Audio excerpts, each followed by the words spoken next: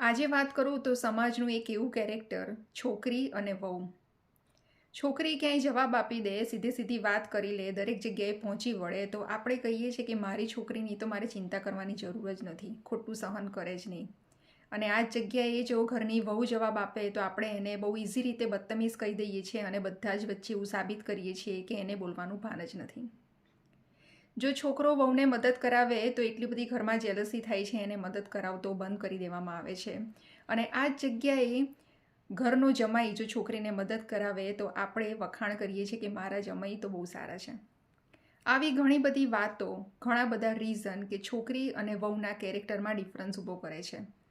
હા, ઘણા બધા ઘર એવા સુધરી ગયા છે અને સાસુએ ખરેખર વહુને પોતાની દીકરી તરીકે માને છે અને ત્યાં તમને સાસુ અને વહુનું બોન્ડિંગ દેખાય જ છે.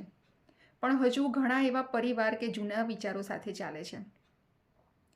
તો આમાંથી વાત એ જ કરવા માગું છું કે જો છોકરી અને વહુનો ડિફરન્સ બાજુમાં મૂકીને એવું વિચારીશું કે બંને પહેલાં તો માણસ છે, બંનેને પણ ફિલિંગ્સ હોય છે અને બંનેને પણ તકલીફ થાય છે, તો ઘણા બધા પરિવારમાં આ પ્રશ્ન જ નીકળી જશે અને એમાંથી ઘણા બધા પરિવારમાં ઝઘડા થવાના ઓછા થઈ જશે. વિચારી જોજો.